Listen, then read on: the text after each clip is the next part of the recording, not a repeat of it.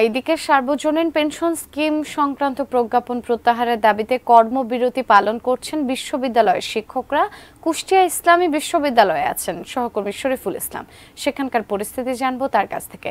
শরীফুল, কুষ্টিয়া বিশ্ববিদ্যালয়ের সামনে থেকে যুক্ত আছেন, তো এই মুহূর্তে আসলে সেখানকার পরিস্থিতি কি? ক্লাস পরীক্ষা তো বর্জন হয়েছে, তো একাডেমিক্যাল কার্যক্রম কিভাবে চলছে?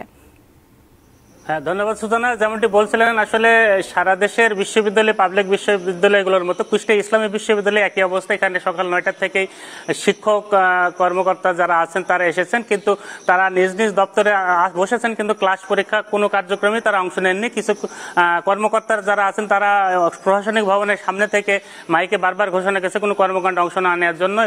আমি রয়েছি কুষ্টিয়া ইসলামী বিশ্ববিদ্যালয়ের শিক্ষক সমিতি লাউঞ্জে। এখানে আছেন কুষ্টিয়া ইসলামী বিশ্ববিদ্যালয়ের শিক্ষক সমিতির সভাপতি professor doctor Anwar Hossain sir. তার কাছে শুনবো তারা যে আন্দোলন করছেন সেই আন্দোলনের কিসে কি তাদের যৌক্তিকতা তুলে ধরে আন্দোলনের কথা বলবেন, পাশাপাশি শিক্ষার্থীদের শিক্ষা কার্যক্রম ব্যাহত হওয়ার বিষয়টিও তিনি আমাদের তুলে ধরবেন। কথা বলবেন কুষ্টিয়া ইসলামী বিশ্ববিদ্যালয়ের শিক্ষক সমিতির সভাপতি professor doctor Anwar Hossain sir.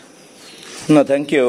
আমাদের যে আন্দোলন চলছে এটি ফেডারেশন ঘোষিত আন্দোলন, এবং ফেডারেশন যে কর্মসূচি ঘোষণা করেছে এই কর্মসূচি হঠাৎ করেই কিন্তু ঘোষিত হয়নি। আমরা 13 মার্চ 2024 যে সর্বজনীন যে বৈষম্যমূলক পেনশন ঘোষিত হয়েছে তারপর থেকেই আমরা কিন্তু নানান কর্মসূচি আমরা দিয়েছি। প্রথমে আমরা ছুলো মোশনে আমরা চলেছি, তো তারপরেও যখন আমাদের এই দাবির বিষয়ে কর্তৃপক্ষ কোনো ব্যবস্থা নেয়নি, বিশেষ করে যে বৈষম্যমূলক পেনশন নীতি এবং সুপার গ্রেডে আমাদের যাওয়ার ব্যবস্থা রাখা হয়নি সেই 15 সালের পর থেকে, এবং শিক্ষকদের যে স্বতন্ত্র পে স্কেল, এই 3টি দাবিতেই আমাদের এই আন্দোলন চলছে।